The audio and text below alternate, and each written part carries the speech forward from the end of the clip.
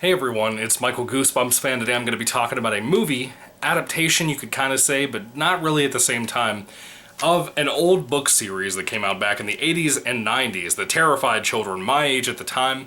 I was born in 94, so I was a little late on the train, but it scared the crap out of me. My cousin showed this book series to me, and here in 2019 we got a film, I think it was August when it was released, of scary stories to tell in the dark.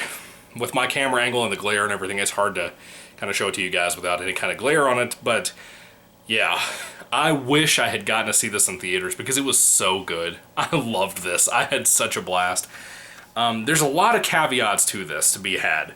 I'll kind of start with the basics of this whole video. Yeah, I've got the big old hardcover. I have two of these actually. One, which is this copy that I'll read all the time, anywhere, because Alvin Schwartz, who wrote these stories, and Stephen Gammell himself, are probably, as much as I love R.L. Stine and Goosebumps, and even Fear Street for that matter, I would say Alvin Schwartz is the biggest influence on what I write and what kind of books I want to publish now. The more I've written and written and written on different short stories, I like the urban legend feel that a lot of his stories in here happens to be.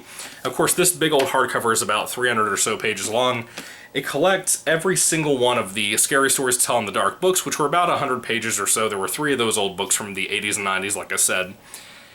And they're very short stories, maybe a couple of pages long at most. I think maybe the longest might be 4 pages, maybe. But they always have these really scary images in them. And these images sometimes are scarier than the actual stories that they're tied to, you know. These stories scared people, myself, so badly when we were kids. And this movie gets announced, with Guillermo del Toro being involved as well, from Pan's Labyrinth. And I was very hesitant, because I don't like Guillermo del Toro's movies. I can't say his name. I don't like del Toro's movies a lot of the time. I'm just not a fan. He seems like a cool guy, but I'm just not a fan of how his style of horror goes. And I gotta say, I know he didn't direct this. I don't think he was a writer for it either, but I gotta tell you, this movie was excellent. And I think, me personally, with my love for Alvin Schwartz books, I think that Alvin Schwartz would love this, and I think he would have a blast watching this, because this is not only just a PG-13, essentially bloodless movie, it's creepy, in my opinion. I had a blast watching it. I was a little surprised by some of the things in it. So for anybody who doesn't understand what I meant when I said it's kind of an adaptation, this essentially is the Goosebumps movie from 2015, and kind of the 2018 or whatever sequel, Haunted Halloween. A lot of it's focused around a bunch of kids that become friends kind of out of nowhere with some of them. But it also happens to take place in 1968 of all times. I had heard about this when it came out, but I forgot until I got the movie for my birthday the other day, and I watched it and I loved it. I was really impressed with the whole 1968 thing. They really recreated that time period very well for a small town setting like they did here. I really like that aspect. You have everything from the typical stereotypical kids that are just kids. They're fun, they're high school students. You have the one who has a car who's on the run from the draft to Vietnam. You have the 2 or 3 bullies that wear Letterman jackets that have the school colors and everything. They happen to be very, very adamant racists. Very, very adamant racists. They talk a lot about the election with Nixon getting into office. I mean, it was a little wild, man, honestly. A lot of political focus there, but not really in an SJW way entirely. They had the whole Nixon thing with a swastika over his face and all that, so I was a little apprehensive because I don't trust Hollywood anymore. But I have to say, I really liked the movie. I think I would say I loved it, honestly. I had a blast watching this. But getting back to more of the plot, the reason I said it's kind of an adaptation, it's not each individual story adapted on screen word for word. It's not like that. But the way they take these stories in this book, and they slowly adapt these into kind of longer sequences that fit into the movie so well, in my opinion. I had a blast seeing what they were going to do and what monsters they would incorporate, and all of the monsters are pretty much designed, and sometimes 2 or 3 might be combined into one monster. They actually take monster designs directly from Stephen Gammell's work here. You know, the art for this book, I mean, I'll show you some of my favorites. Let's see, what's a great example of one that I love? I want to find a creature picture. Okay, so there's like this little book thing that starts up the next chapter of the book. Look at this guy. Tell me he's not scary. He's not in the movie, but there are other things that are in the film that I'm pretty sure you're very, very familiar with.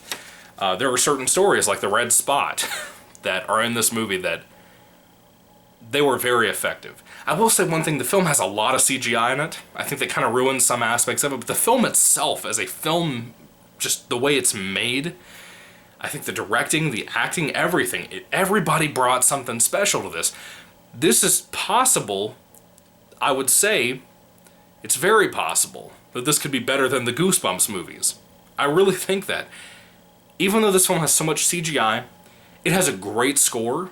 It has a great just cast of characters. I think all of them did something very special. The film's message is fantastic. I mean, I love the message of the movie. It really has a really thick message that it lays on pretty thick in the third act. And it worked beautifully. It was something very unexpected for me. I didn't expect to see that in this movie. But just the monsters themselves, man, they are terrifying at times. One of my favorites from the book, well, I mean, my personal favorite story from all three of the books is in this film. There's a couple other ones that are some of my favorites throughout the other books, too, that are in here as well. I mean, some of the best of the best of the best monsters that Alvin Schwartz and Stephen Gammell came up with are in this film. But, like, my favorite story is in here, and it's awesome. It's so cool. But the whole mythology of this film is really cool. Like I said, it involves kids getting together, running away from the bully kids. They happen to go to this house that has this whole urban legend about this girl named Sarah Bellows. Now, if you're a fan of these books, you probably know who Sarah Bellows is. It's one of the actual stories that's pretty important, in my opinion. Sarah Bellows is apparently a girl who was some sort of mentally challenged, mentally retarded, something like that, but she would actually be locked up in her basement by her family, who were very abusive, but also very kind of rich, if you will. And she would tell scary stories through the walls of her basement, where her whole life was, to kids, because she was apparently disfigured, deformed and all of that, and her family thought she was too ugly to show out to the public. But she would sit behind this wall and she would tell stories to local kids that would come over to the wall and talk to her. That alone feels like an Alvin Schwartz type of story. Like, that would be the story, and then they would have some kind of twist there, right? Whoever made this movie, they knew what they were doing. Guillermo del Toro being involved, he knew what they needed to go for this, for the tone, for the atmosphere, everything. The very urban legend and folkloric feel of this book, of these books, these three books collected in that one big hardcover I showed you, they are captured so well in the tone and the essence of what they're like in this movie. And I don't think enough people gave it credit. I think this is a better representation of scary stories to tell in the dark than the Goosebumps 2015 film or the 2018 Haunted Halloween film were of Goosebumps. I'm very impressed. I have to be honest with you. Everything from the cinematography to the house itself that Sarah Bellows lived in, it's just plain fantastic. It is scary, it's creepy, it has so many things to offer and again, the film was PG-13 from what I understand. I was surprised by how much language was in there. I mean, and honestly, I said something about the bully characters being racist. You don't see that in movies anymore. You know, I think for all being honest, you don't see many racial slurs used in film anymore because of how weird the political climate is now and how weird Hollywood is now. It's like it's bad to have the bad guy say bad things that are genuinely bad. They don't want to do that here. They don't want to do that in most things, but they did it here, and I have to give them props on that too. I mean, most kids would be kind of shocked by this, I think. It was a great movie. It was honestly a fantastic movie that I had a blast with. I don't really know what else to say about it. I think if you love Alvin Schwartz stories, if you love Stephen Gammell's artwork even, and not even Schwartz stories, if you like most of this book, you will love the movie, I think. And especially with the message, too. The message was so important and so beautiful. This was a great book, and I'm so glad I have these hardcovers, and I also have the 3 individual books from back in the day. I also have the 3 individual books that were the first re-release, and I have the 3 individual books released when the new movie came out, which I'm reviewing right now. The big old box set with all 3. Just because I love these stories, and like I said, these mean a whole lot to me as a writer, because I like the very short nature of Schwartz books or stories.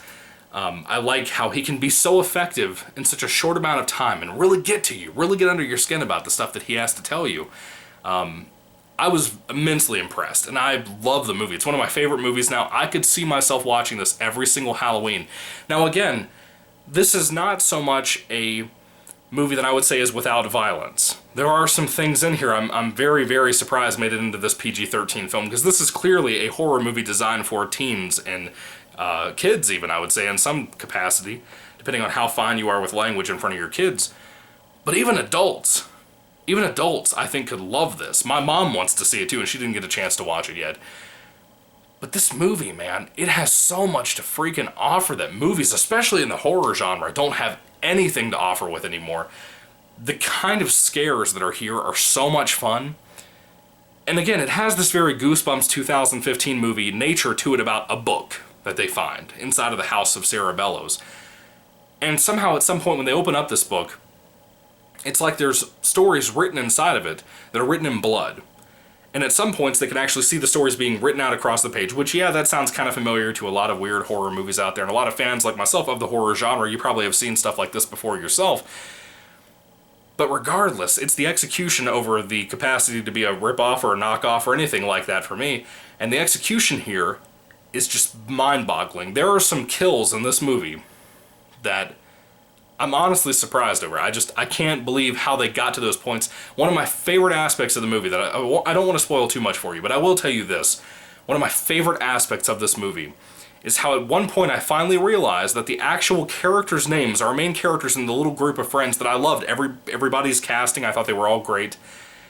Each of their names were actually the story's name for the main characters in those stories from Schwartz books that these characters are named of. So a lot of the time, you can find a character's name and know immediately what story is going to tie to that character and how they're going to die.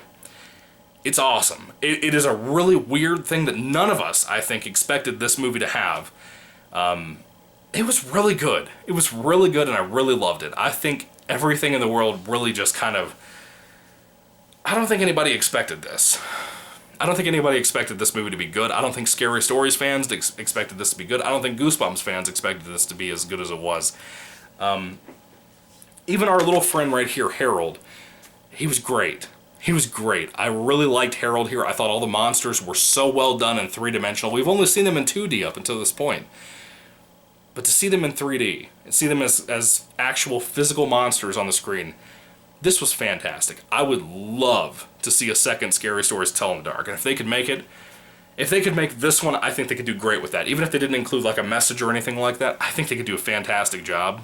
This movie was so good. It was such a fantastic, fun, creepy ending to a movie series, or movie in general.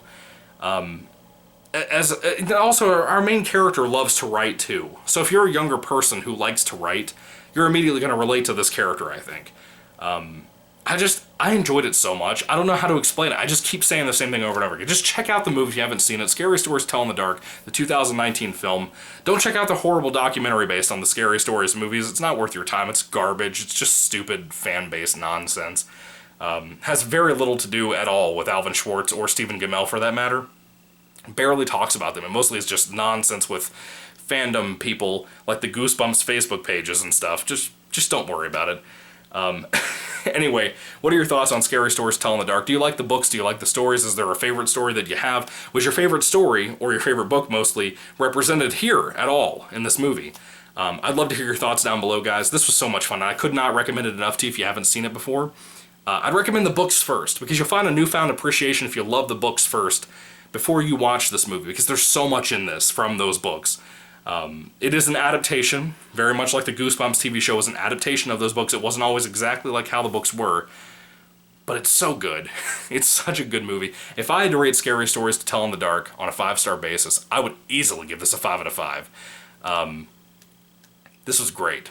This is a great thing, and if you love Goosebumps, I think you'll love this too. Anyway, what are your thoughts? Put them down below, guys. Thank you for watching. May the Lord Jesus Christ bless you guys today, and goodbye.